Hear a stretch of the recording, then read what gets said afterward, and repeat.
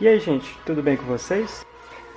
Espero que sim. Na aula de hoje, vamos continuar vendo a fotografia e hoje vamos abordar o enquadramento. Talvez vocês não tenham reparado, mas sempre que vocês utilizam uma câmera, vocês tomam decisões sobre enquadramento. Em suma, o enquadramento é a forma como enquadra a fotografia que vai capturar. Escreve-se muitos livros sobre enquadramento, e embora não seja provável que dois fotógrafos enquadrem a mesma cena da mesma forma, há certas diretrizes gerais que podem ajudar a tornar as suas fotografias mais interessantes e apelativas. Uma delas é a regra dos terços. A regra dos terços pode ajudar a você apresentar o seu motivo da melhor forma possível. Quando a gente fala em motivo, ele se refere ao que está sendo fotografado.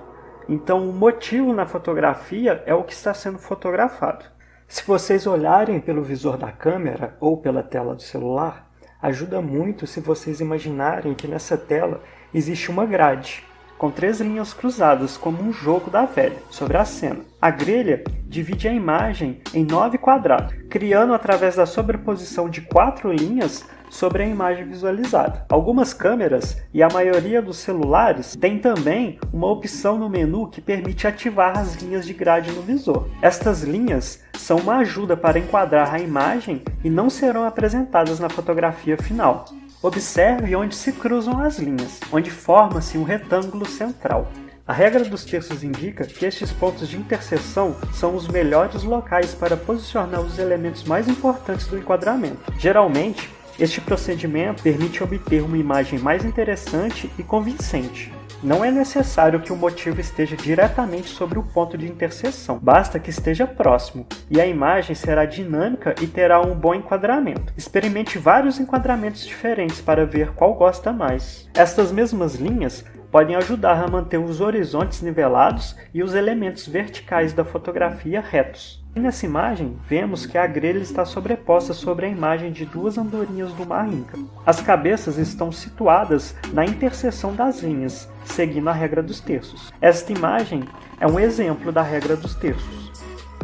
Esta imagem de uma girafa sentada é um excelente exemplo de como a regra dos terços cria um bom enquadramento. Agora vemos as linhas da grelha indicando a colocação de um motivo consoante à regra dos terços. E a linha do horizonte? Onde que a gente coloca ela em um enquadramento? A maioria das fotografias tem um melhor aspecto se o horizonte for colocado por cima ou por baixo do centro do enquadramento, em vez de diretamente no centro da imagem. A exceção é quando se fotografa uma imagem refletida. Nesse caso, colocar o horizonte no centro pode ser uma boa opção, porque cria elementos iguais na parte superior e inferior da imagem, que é a cena na parte superior e o seu reflexo na parte inferior. Então, ao fotografar uma paisagem, coloquem o horizonte mais perto da parte superior ou, como neste caso, da parte inferior do enquadramento. Normalmente, a linha do horizonte deve ser colocada mais perto da parte superior ou inferior, em vez de diretamente no centro do enquadramento. No entanto, ao fotografar motivos e os seus reflexos, pode quebrar esta regra. Enquadramentos aproximados. Ao fotografar pessoas ou animais, o ideal é que estes olhem para o enquadramento. Se houver movimento na fotografia, deixe mais espaço no lado do enquadramento para o qual se dirige a ação. Tem um aspecto mais natural, e o observador, que é quem está olhando a fotografia, percebe o movimento e a história da fotografia. Coloquem um motivo de forma que quase todo o espaço aberto da imagem fique na direção para o qual o motivo está voltando. Nessa imagem de um cisne negro ao deslizar sobre a água, a ave está no centro e o enquadramento não é muito interessante. Se recortarmos a imagem, conseguimos deslocar o motivo para a parte superior direita do enquadramento, para que este fique mais interessante. Na imagem final que vemos, o motivo direciona o olhar do observador pelo enquadramento ao colocar mais espaço vazio à frente do motivo. Outro aspecto do enquadramento são as linhas principais. Ao fotografar edifícios ou outros motivos muito lineares, é interessante compor a imagem de forma que os elementos arquitetônicos direcione o olhar do observador pela fotografia. Estas linhas principais podem construir os motivos mais importantes da imagem ou serem utilizadas para direcionar o observador para uma zona concreta da fotografia, um ponto focal importante. As curvas também criam enquadramentos interessantes. O seu objetivo é levar o olhar do observador a diferentes partes da imagem.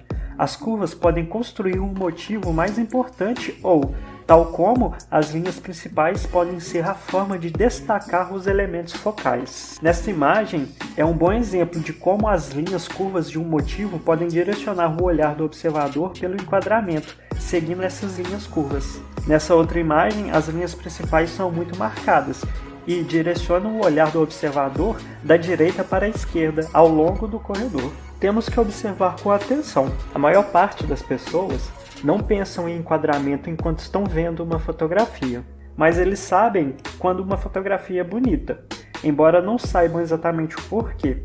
Para melhorar os seus conhecimentos sobre enquadramento, dedique algum tempo a ver fotografias de pessoas cujo trabalho vocês admiram. Preste atenção à forma como posicionam os motivos do enquadramento. Observe o fundo escolhido, o que foi incluído na imagem e o que foi deixado à parte, porque quando começamos a prestar atenção nos trabalhos dos fotógrafos, vemos que quando eles estão fazendo suas composições, uma grande parte da obra que eles criam é o que eles não fotografaram. Olha a obra dos artistas que vocês admiram e vejam o que ele pôs na composição e o que está de fora dessa composição. Porque o artista, quando foi fazer essa fotografia, ele escolheu fazer essa composição e não a outra que está do lado. E o que será que está em volta dessa fotografia que não foi fotografado? Por que o artista então decidiu fazer exatamente este enquadramento? Então esses questionamentos começam a fazer a gente desenvolver muito nosso olhar fotográfico e assim facilitando a nossa visão de enquadramento. Em seguida, reveja algumas das suas próprias fotografias e tente perceber como poderia ter melhorado a imagem alterando o enquadramento. Essas diretrizes são apenas um ponto de partida. Lembre-se, para cada regra há uma exceção. Não receie experimentar coisas novas para obter fotografias melhores. E é isso, gente. Aguardo a atividade de vocês. Um abraço a todos e até a próxima!